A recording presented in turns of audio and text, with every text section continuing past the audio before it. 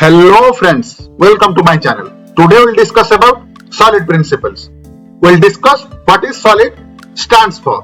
S stands for single responsibility principle, O stands for open close principle, L stands for list of substitution principle, I stands for interface segregation principle, and D stands for dependency inversion principle.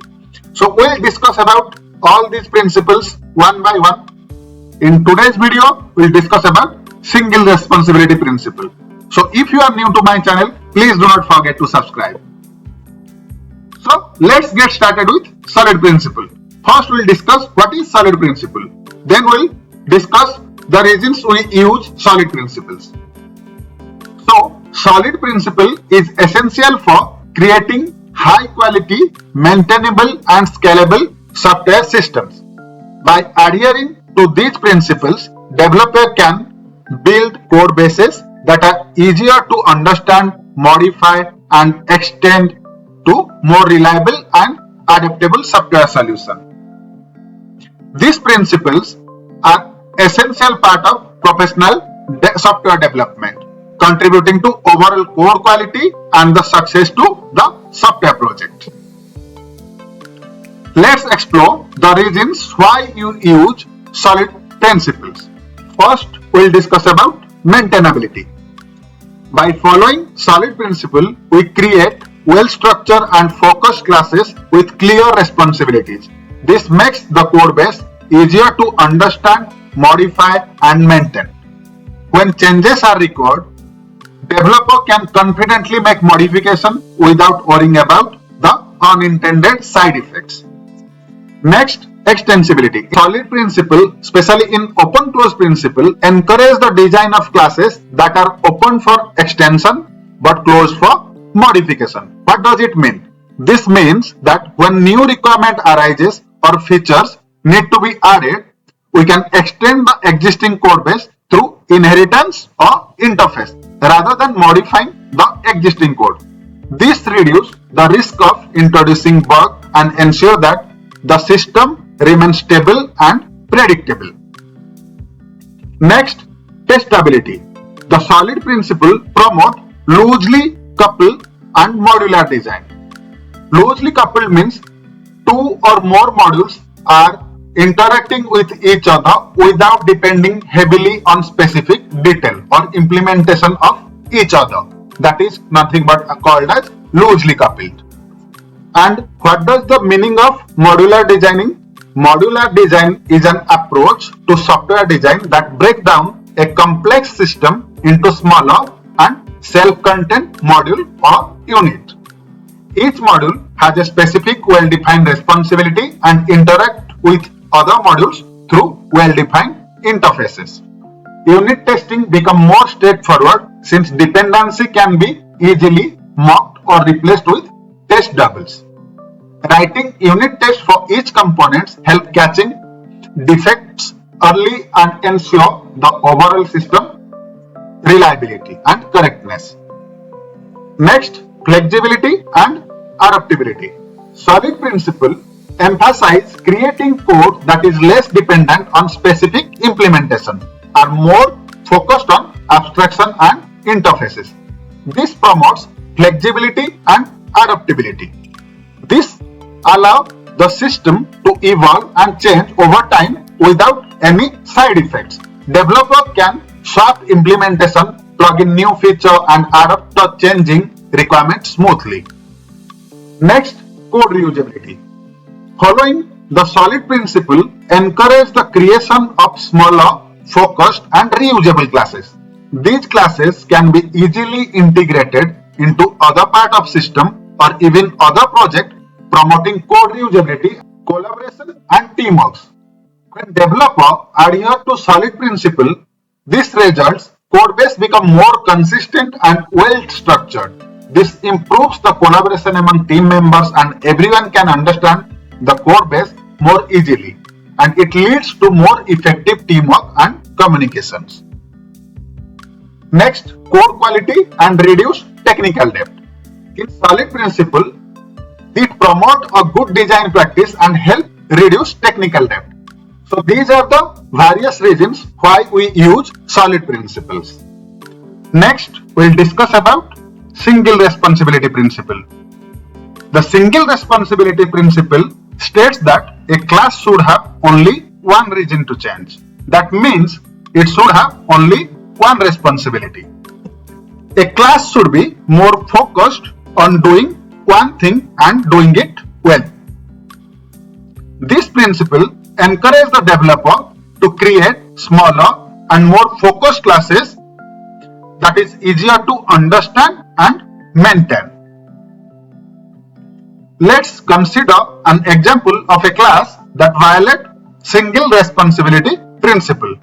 Here is my Visual Studio. Let's consider an example of a class that violates the single responsibility principle. Suppose we have a customer class that represents a customer and also handle file operations for reading and writing the customer data. So here we have a customer class. Now we'll create few properties, for example ID, name and email of the customer. Now we'll introduce two methods. One is to save the customer data to a particular file.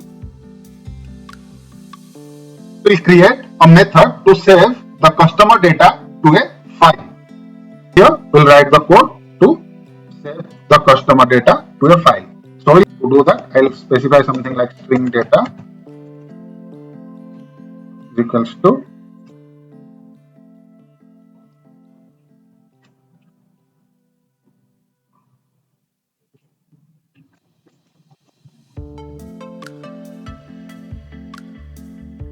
email, and now we'll store the data to file.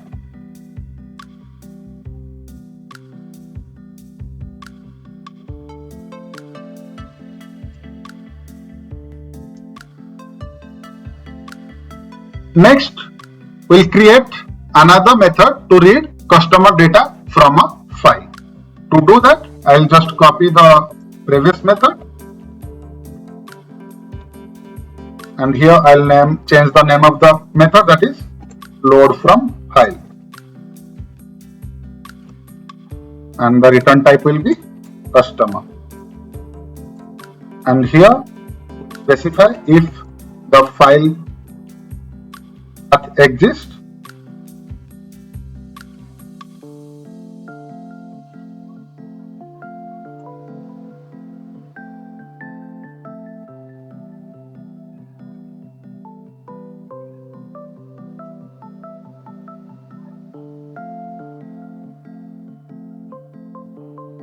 then we'll split the data that we are getting by comma.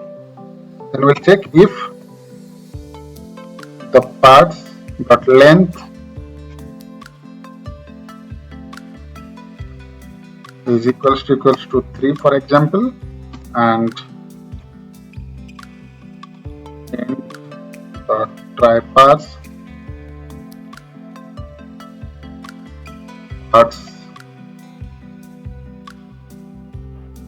then we'll return new customer.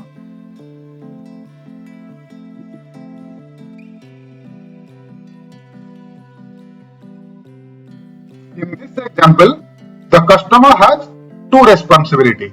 One is representing the customer and second one is handling the file operations, that is saving and loading customer data to one from a file.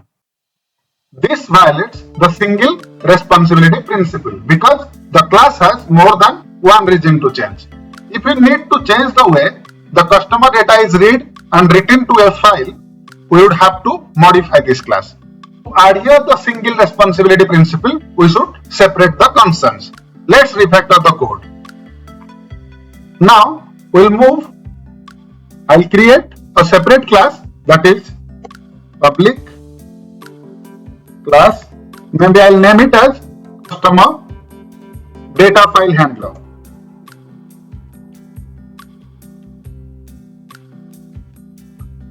Now we'll copy these two methods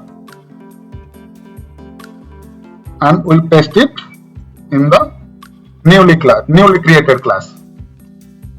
Customer, then we need to specify, that is customer.id, then customer.name and customer.email. This refactored example, we have separated the concern. The customer class now only represent a customer, while customer data handler class handles the file operation for saving and loading customer data. Each class now has single responsibility, adhering to single responsibility principle. Now the code is become more modular and maintainable. If we need to change the way we handle the file operation, we only need to modify the customer data file handler class without affecting the customer class. This design makes the code base more maintainable and flexible, and whenever we change in any of the class, then other class will not be affected. We are done with single responsibility principle. In the upcoming videos, we will see the other principles. If you have any suggestions how I can improve in my videos, then please do write in the comment box. Thank you for watching my video. Stay tuned. We will meet in another videos.